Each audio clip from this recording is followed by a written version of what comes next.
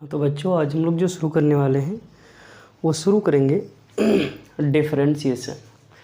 ये डिफरेंशिएशन जो है आपको फिजिक्स एंड मैथमेटिक्स दोनों में यूज होने वाला है। जैसे डिफरेंशिएशन आप कहाँ कहाँ यूज कर पाएंगे, जैसे क्लास 12th का मैथमेटिक्स में, और फिर अब यूज कर पाएंगे कहाँ, फिजिक्स में क्लास 11th क्लास 12th दोनों का जो जितना भी फिजिक्स होता है ना, वैसे भी आपको ये जान लेना चाहिए कि अगर आपको डिफरेंशिएशन नहीं आता है तो आपको फिजिक्स भी नहीं आएगा। मतलब आज हम डिफरेंशिएशन शुरू कर रहे हैं। तो चलिए शुरू कर लेते हैं डिफरेंशिएशन। हम लोग आज क्या करेंगे, बेसिक से लेके हाई लेवल तक क्वेश्चन को सॉल्व भी करेंगे और उसका प्रोसेस भी जानेंगे। ठीक है, चलिए फर्स्ट ऑफ ऑल हम लोग लिख देते हैं हेडिंग डिफरेंशिएशन। डिफरेंशिएशन, ये डिफरेंशिएशन होता क्या है सबसे पहले हम लोग जानते हैं। इसका मीनिंग होता है स्प्लिटिंग। इसका मीनिंग क्या होता है, स्प्लिटिंग मतलब तोड़ना। जो अपने पास फंक्शन होता है, फंक्शन को तोड़ना ही कहलाता है डिफरेंशिएशन। फॉर एग्जांपल मान लीजिए अपने पास कोई फंक्शन है y=x²। ठीक है, तो फंक्शन यहाँ क्वाड्रेटिक है, स्क्वायर के फॉर्म में। अगर हम इसका डिफरेंशिएशन करेंगे विथ रिस्पेक्ट टू x तो क्या हो जाएगा, 2x। मीन्स क्या हुआ, फंक्शन जो है टूट गया, स्प्लिट हो गया। ठीक है, इसी को हम लोग बोलते हैं डिफरेंशिएशन। तो सबसे पहले इनका हम लोग जनरल फॉर्म देख लेते हैं डिफरेंशिएशन का। अगर मान लीजिए for example general form, general formula. अब डिफरेंशिएशन का हम लोग जनरल फार्मूला देखेंगे। जैसे फर्स्ट में हम लोग फार्मूला अक्सर ये आपको ये देखने को मिलेगा। मान लीजिए अपने पास फंक्शन है y=x⁴n। अगर हम लोग इसका डिफरेंशिएशन करेंगे dy/dx तो क्या हो जाएगा, d(x⁴n with respect to dx। तो पहले पावर का डिफरेंशिएशन मीन्स पावर, ये जो पावर दिख रहा है ये पावर पहले आगे आ जाएगा। जितना भी x में पावर था उसमें से एक कम हो जाएगा, तो इसका मतलब ये हुआ कि dy/dx जो आया है वो क्या हुआ, nx⁴n-1। ठीक है, अब हम लोग यही फॉर्मूला का यूज करते हैं। मान लीजिए अपने पास फंक्शन है y=x⁵। ठीक है, अब इसका डिफरेंशिएशन चाहिए, क्या हो जाएगा, dy/dx क्या लिखेंगे, d(x⁵/dx। अब क्यों लिखे, क्योंकि d y का वैल्यू क्या है, x⁵ 5 dx है तो dx। अब कैसे करेंगे, पहले पावर का यहाँ ध्यान देना है, x⁵ है तो ये पावर को आगे करते हैं। अब x लिखते हैं, 5 में से 1 जितना भी पावर है उसमें से 1 माइनस कर देना, कितना हो जाएगा 4। अब इसी तरह का नेक्स्ट एग्जांपल देखते हैं। y मान लीजिए x⁵ हो गया। अब इसका डिफरेंशिएशन चाहिए तो dy/dx d(x⁵/dx) क्या हो जाएगा, ये क्या है अपने पास 6 पावर, यहाँ 6 x⁵ में से 1 जाएगा, कितना बचेगा, पावर कितना 6, उसमें से 1 चला जाएगा, कितना बचेगा 5। इसका मतलब ये हुआ कि जो dy/dx है वो क्या हो गया 6x⁵5। ठीक है, यही है आपका डिफरेंशिएशन, समझ गए। तो ये डिफरेंशिएशन है, इसको ध्यान में रखना है। अब हम लोग कोई और भी थोड़ा सा क्वेश्चन लेते हैं, सही क्वेश्चन में क्या ले लें। ये तो जनरल फॉर्म है, जनरल फॉर्म पे हम लोग क्वेश्चन कर रहे हैं। जैसे मान लीजिए अपने पास क्वेश्चन आ गया y=5x⁵ + 6x² + 6। क्वेश्चन है, हमेशा ध्यान रखिएगा जब भी आपके पास कांस्टेंट आ जाए तो कांस्टेंट टर्म का जो डिफरेंशिएशन होता है वो क्या हो जाता है, 0। अगर कांस्टेंट के साथ क्या ना रहे, वेरिएबल ना रहे तो देखिए कैसे। फॉर एग्जांपल अगर इसका डिफरेंशिएशन करें ये फंक्शन का, क्या होगा, d(5x² + 6x² + 6/dx। अब देखना है इसको, dy/dx अब यहाँ से क्या होगा, सबको अलग अलग करना है। 5x² बाई dx प्लस यहाँ 6d/6x² by dx plus d/6/dx dy by dx। अब देखिए ये कांस्टेंट है, कांस्टेंट बाहर हो गया, x² है तो क्या होगा, पावर 2 पावर बाहर आएगा। अब जितना भी पावर उसमें से एक पावर कम हो, 2 में से एक जाएगा, पावर 1 बच जाएगा, प्लस यहाँ कांस्टेंट बाहर आ गया, 6 है कांस्टेंट बाहर, x क्या है, स्क्वायर है, स्क्वायर है, पावर 2 है ना, 2 में से 1 घट जाएगा, 1 बचेगा। सबसे पहले क्या करेंगे, ध्यान से देखिए, x², 6 है तो बाहर आ गया कांस्टेंट, कांस्टेंट से कोई मतलब नहीं। यहाँ पावर कितना है, 2, तो 2 पावर यहाँ आ जाएगा, x पे पावर अब कितना बचेगा, 2 में से बन जाएगा 1। अब यहाँ सिर्फ कांस्टेंट है, कांस्टेंट का डिफरेंशिएशन 0, सिर्फ कांस्टेंट का।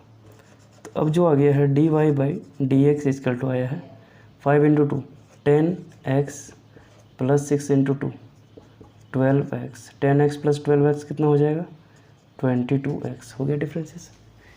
डिफरेंशिएशन मीन्स स्प्लिटिंग, इसका मीनिंग क्या हुआ, तोड़ना, हमेशा आपको तोड़ते रहना।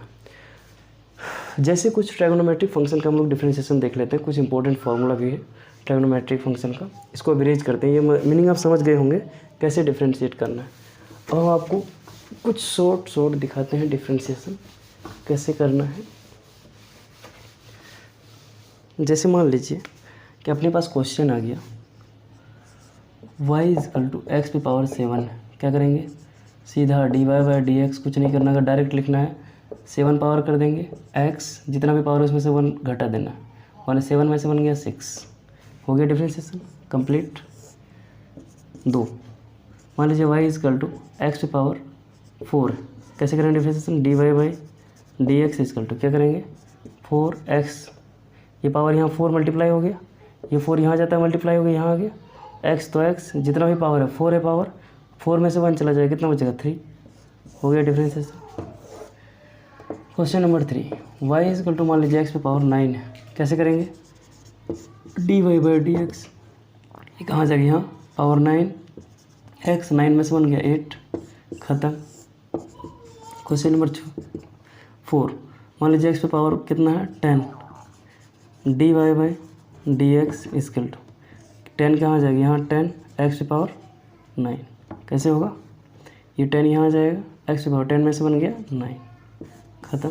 समझ गए, इसी टाइप से हम लोग डिफरेंशिएशन कर सकते हैं। ये है क्या आपका अलजेब्रिक फंक्शन का डिफरेंशिएशन।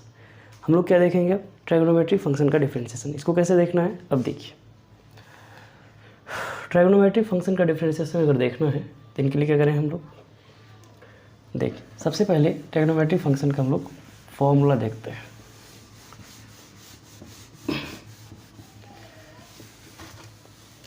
फॉर्मूला जैसे मान लीजिए अपने पास फंक्शन है y = sin x, इसका डिफरेंशिएशन x के रिस्पेक्ट में करना है तो साइन का सीधा हो जाता है cos x। ये फॉर्मूला हमें याद रखना है।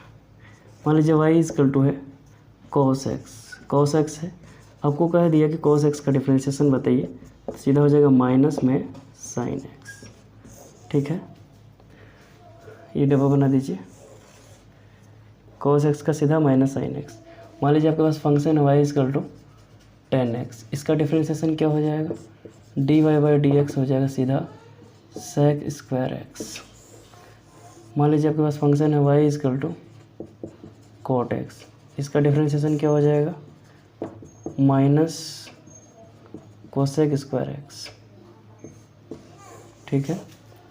मान लीजिए आपके पास फंक्शन है y = sec x, इसका dy बाई dx क्या हो जाएगा, इसका sec x × 10x, समझ गए। मान लीजिए आपके पास फंक्शन है y = cosec x, तो इसका डिफरेंशिएशन क्या हो जाएगा, dy by dx minus cosec x × cot x, ठीक है। इस तरह से डिफरेंशिएशन जो है ट्रायगोनोमेट्रिक फंक्शन का याद रखना है।